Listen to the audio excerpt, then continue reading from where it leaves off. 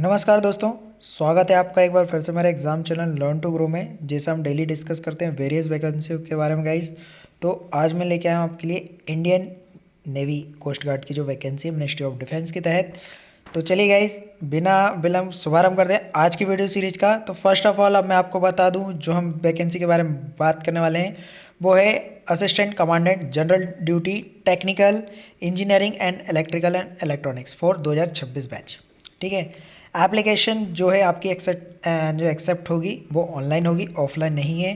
तो first point आप याद रखिएगा, 5 दिसंबर 2024 से इसके फॉर्म भराना ऑनलाइन स्टार्ट होने वाले हैं। ठीक है। और जो लास्ट डेट है एप्लीकेशन फॉर्म को सबमिट करने की ऑनलाइन वो है 24 दिसंबर 2024। ठीक है। तो दिसंबर मंथ में ही आपका ये पूरा फॉर्म क्लोज हो जाएगा, यहाँ आप देख सकते हो। देन सेकेंड चीज़ गाइज, आपको मैं इसकी वेबसाइट बता दूँ, join Indian coast guard .cdac.in पे आप जाके इसकी पूरी प्रॉपर डिटेल ले सकते हैं। ग्रुप ए की पोस्ट है गाइज गजेटेड ऑफिसर की है, याद रखिएगा आप। अब हम बात कर लें जनरल ड्यूटी के लिए जो जीडी है, वहाँ एज लिमिट जो है 21 से 25 साल मांगी गई आपकी एज 1 जुलाई 2025। यहाँ आपको कंडीशन भी दे दी गई है कि 1 जुलाई 2000 से लेके 30 जून 2004 के बीच का ही आपका डेट ऑफ बर्थ होना चाहिए।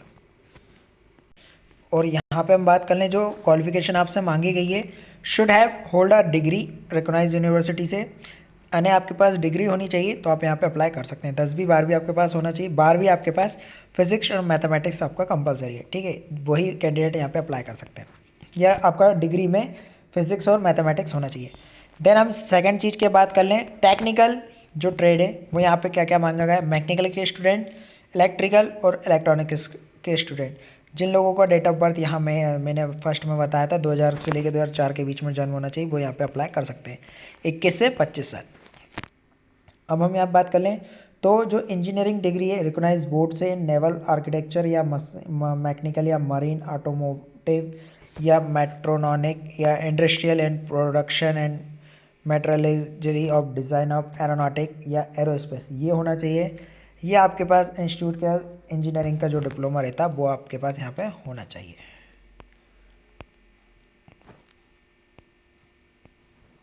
और यहाँ पे हम देख लेते हैं, बहुत ज़्यादा क्वालिफिकेशन यहाँ पे मांगा हुआ है, तो आप यहाँ पे पूरा पीडीएफ में देख सकते हैं। Then explain the criteria certain eligibility criteria. तो यहाँ पे आपको एज का पता ही है, एज का जो रिलैक्सेशन मिलता है आपको 5 साल SC ST, 3 साल OBC नॉन क्रिमिनल लेयर के लिए यहाँ पे मिलता है। ठीक है।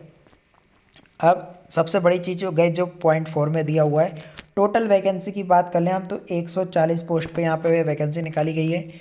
जो जनरल ड्यूटी है वो 110 पोस्ट है उसकी, और टेक्निकल वालों के लिए 30 पोस्ट है। ठीक है। तो ऐसा टोटल आपके लिए 140 पोस्ट पे यहाँ वैकेंसी निकाली गई। हर क्राइटेरिया ने SC ST OBC के लिए अलग अलग यहाँ पे रखा गया। अब यहाँ पे हम बात कर लें तो अलग से एडिशनल आपसे मांगा गया, बट अगर आपके पास हो तो ही ऐड करिएगा, अदरवाइज मत कीजिएगा। ठीक है। और हम यहाँ पे बात कर लें सिलेक्शन प्रोसेस की।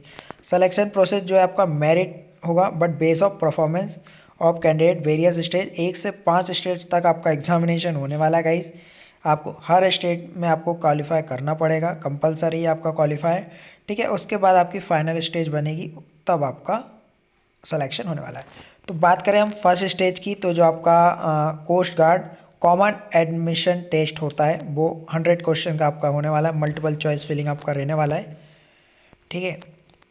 सेकंड की और ये इसका जो रहेगा वो आपका 2 आवर का रहने वाला है गाइस। ठीक है। यहाँ पे हम बात कर लें क्या क्या आपका आने वाला है, तो इंग्लिश, रीजनिंग, ठीक है, गणित, मैथमेटिक्स, साइंस, जनरल नॉलेज, ये आपका टोटल मिला के 100 नंबर का आपका होने वाला है, और 2 आवर का यहाँ पे रहने वाला है। और यहाँ पे अगर आपका टाई होता है किसी के साथ, तो यहाँ पे इन्होंने दे के रखा कि किस प्रकार से आपका टाई यहाँ पे होने वाला है। सेकंड आपका प्रिलिमिनरी सिलेक्शन बोर्ड होने वाला है आपका, तो यहाँ पे आपको उन सबसे फाइट करनी पड़ेगी जो आप वहाँ से लड़के आ रहे हो। ठीक है, यानी जिनसे आपने एग्ज़ाम में फ़ाइट करी है। ठीक है। फिर कैंडिडेट वेरिफिकेशन होने वाला है, document verification, allotment of centres का आपके नहीं होना है।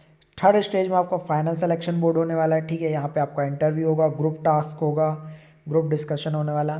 फिफ्थ स्टेज में आपको फोर्थ स्टेज में आपको होने वाला मेडिकल एग्जामिनेशन। ठीक है। यहाँ पे आपको मेडिकल क्लियर करना पड़ेगा। फिर इंडक्शंस जो भी आपको दे रहे हैं, क्या आपका क्राइटेरिया रहता है, आपकी मेरिट लिस्ट किस प्रकार बनती है, आपने कितने नंबर प्राप्त करे, उस हिसाब से अल्फ़ाबेटिकली यहाँ पे आपको रहने वाला है।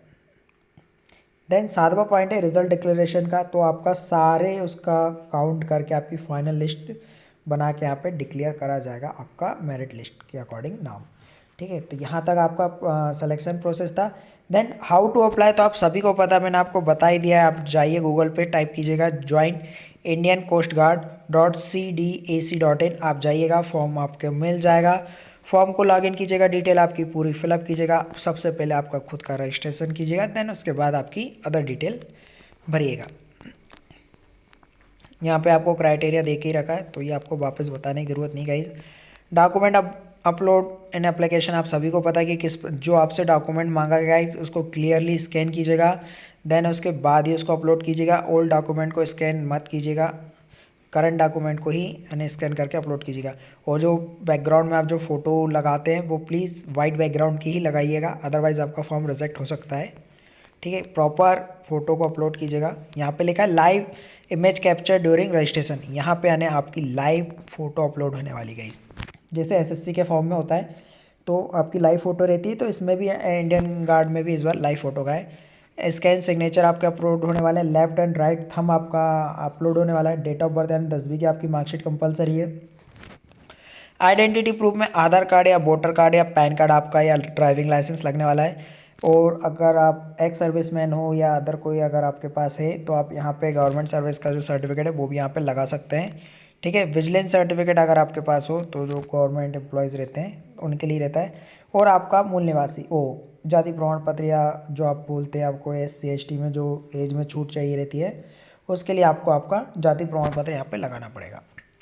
वो भी रेसिडेंट सर्टिफिकेट मत लगा दीजिएगा, आपको जाति प्रमाण पत्र बोला है, मूल निवासी नहीं बोला है, तो यह मेंशन करके रखा है। Resident certificate is not domicile certificate, candidate uploading resident certificate in the place of domicile certificate will be reject form.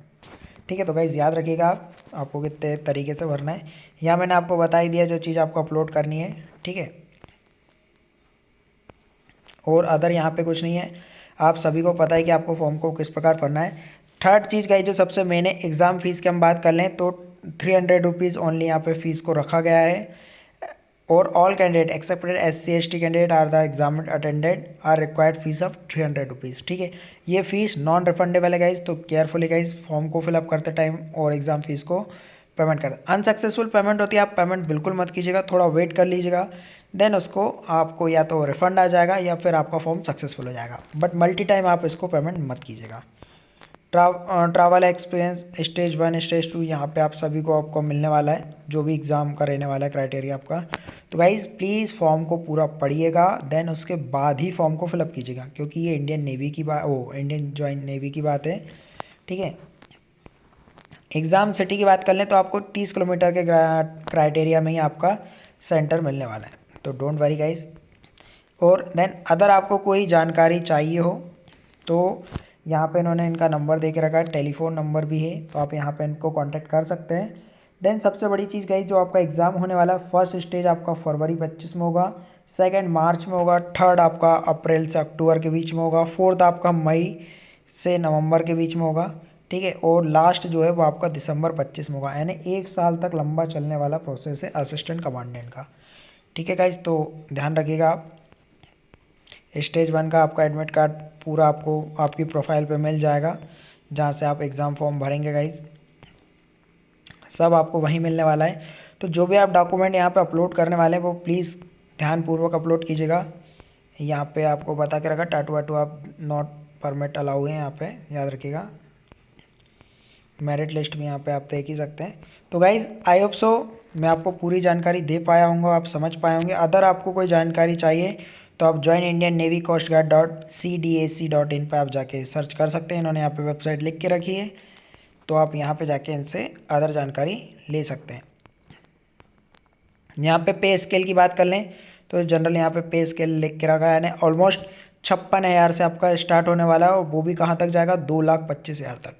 तो गाइज़ पे स्केल बहुत बढ़िया है, बट तैयारी भी हाई लेवल की चाहिए। यहाँ पे आप अदर बेनिफिट भी यहाँ पे दे के रखे हैं, तो गाइज़ हल्के में मत लीजिएगा वैकेंसी को। प्लीज़ मेहनत करके एग्ज़ाम फॉर्म को भरिएगा और एग्ज़ाम दीजिएगा, ठीक है। तो लास्ट डेट जो है गाइज मैं आपको लास्ट बार बता दूं 24 दिसंबर 2024 है। आप QR कोड भी दिया, आप इसको स्कैन करके भी आप पूरी PDF को स्टडी कर सकते हैं, ठीक है guys. I hope so enough for this video for, ठीक है, डिस्कशन। फिर आपसे मुलाकात होगी एक नए वीडियो के साथ, जब तक के लिए जय हिंद।